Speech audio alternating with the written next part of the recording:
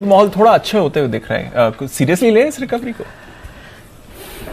दीप, seriously तो एक ही चीज को लेना चाहिए और वो है वॉलेटिलिटी। यही रहने वाली है और अब भी रहेगी। एक्चुअली देखिए, क्यों सुधरा है वो समझ ले, जबकि खबरें कोई खास नहीं है। दो इंपॉर्टेंट खबरें आई हैं बाजार बंद होने के बाद। एक कि जिस न्यूक्लियर प्लांट पर हमले के डर से बाजार आज नीचे खुलने की तैयारी करते हुए दिख रहे थे, 400 पॉइंट एसजेक नीचे चला गया था। उसमें जहां हमला हुआ एक छोटा सा हिस्सा था, वो म्यूजियम था, उस पर आग पे काबू पा लिया गया। ठीक है, और रिएक्टर्स को कोई खतरा नहीं है, ये चीजें साफ हो गई। तो जिस चीज से सबसे बड़ा डर लगा था, सुनते एकदम कह रहे कहीं ये न्यूक्लियर वॉर में तो नहीं जा रहा, तो वो डर धीमे धीमे कम हो गया। और उस वजह से हम सुधरे। 500 पॉइंट डाउ फ्यूचर्स भी नीचे था, अब 125 पॉइंट 150 पॉइंट नीचे है। सो बस यही बदला है। इसके अलावा कोई अच्छी या बुरी खबर और कोई खास ऐसी आई नहीं है जिसके दम पर हम ट्रेड करें। अब ये 2 बजे से समय जो है, ये खबरों का समय है, आने का समय है। सो अपने सीट बेल्ट मान के तैयार रहिए, कब कौन सी खबर आएगी। बज रहे हैं वहाँ 11:30 बजने की तैयारी में, अब खबरें आने की तैयारी अब शुरू होने वाली है। तो अब कब कौन सी अच्छी आएगी, खराब आएगी, बड़ी आएगी, छोटी आएगी, नहीं पता। इसलिए किसी पर भरोसा मत कीजिए, न गिरने पर न बढ़ने पर। अपने आप पे भरोसा कीजिए कि मेरे पास जो है मैं कितना संभाल सकता हूँ।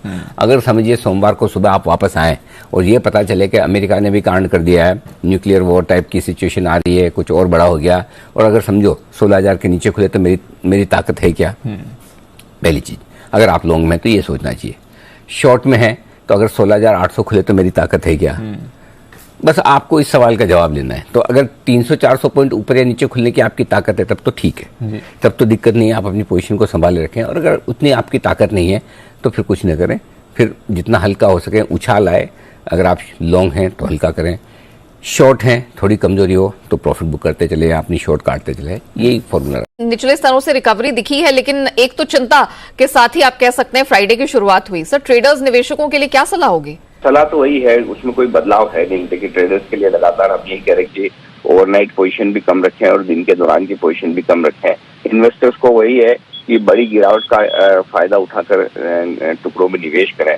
शायद एक दिन आज का वैसा हो सकता है, शुरुआती संकेत वैसे हैं। तो 2 से 3% की गिरावट अगर निफ्टी में आती है तो आपको थोड़ा पैसा 20%, 15 से 20% और आज डालना चाहिए।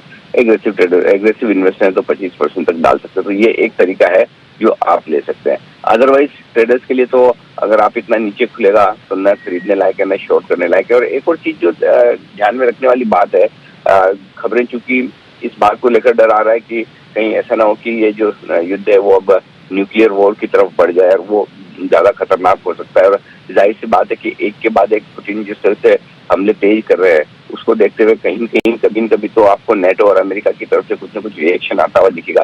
तो शायद ये चिंता है।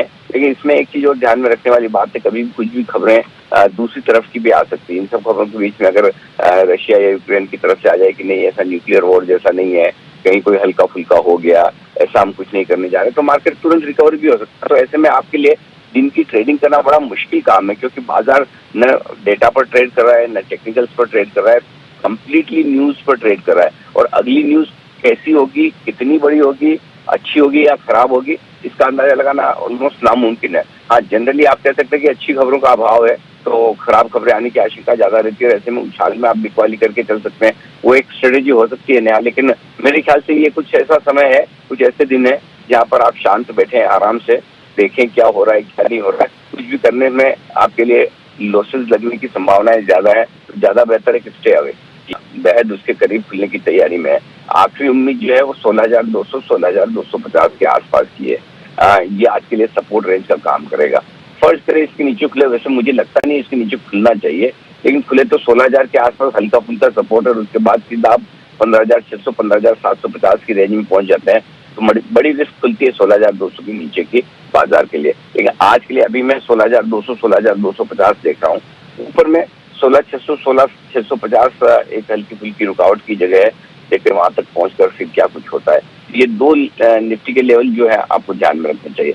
बैंक निफ्टी में मेरे पास जो लेवल है 33,900, 34,000 का है। इसके नीचे का लेवल मैंने निकाला नहीं, मुझे लगा नहीं कि इसके नीचे के लेवल की जरूरत पड़ेगी। तो उम्मीद करते हैं कि 1000 पॉइंट नीचे का जो मेरे पास लेवल है वो काफी होगा। लगभग 2.5-3% हो जाता है बैंक निफ्टी के लिए, वहां पर आप होल्ड करने की कोशिश कर सकते हैं। और ऊपरी स्तरों पर अगर आप बैंक निफ्टी पर रिकवर होकर वापस ऊपर आते हैं तो 35,225, 35,375 वो रेंज होगी जहां पर बैंक निफ्टी रुकने की कोशिश कर सकता है। सो बेसिकली आज आपको ध्यान में ये रखना है कि क्या निफ्टी 16,200 को ब्रेक करके नीचे ट्रेड करना शुरू करता है। देखिए बैंक निफ्टी तो ऑलरेडी अपने लोअर लेवल पर आ गया है, बैंक निफ्टी तो ब्रेकडाउन के संकेत दे रहा है, आज फिर से देगा ही। और जो फोकस है वो क्लियर है कि युद्ध वाली सिचुएशन में banks, auto, rate sensitive stocks ये कमजोर रहेंगे ही, और हर जो खरीदारी होनी है वो ऑयल एंड गैस से जुड़े हुए स्टॉक्स हैं या फिर आपके मेटल्स हैं, इनमें खरीदारी होनी है, बाकी कहीं भी खरीदारी होनी नहीं है। तो इस लिहाज से अपनी पोजीशनिंग रखें। अगर आपको लॉन्ग ही करना है तो आप ये ध्यान में रखें कि लॉन्ग करने में आपके लिए स्टॉक्स वो होने चाहिए जो इस वक्त जिनको फायदा हो। फॉर एग्जाम्पल आप कमोडिटीज ट्रेड करती हैं, लगभग कई सारी कमोडिटीज ऐसे जो 10, 12, 15 साल के हाईज पर चल रही है, तो कमोडिटी स्टॉक्स कम गिरेंगे या फिर बढ़ना होगा तो ये पहले बढ़ेंगे, ये चीज ध्यान में रखनी चाहिए। बैंक्स अभी भी सबसे ज्यादा खतरनाक है, वहां पर सावधानी रखने की जरूरत है।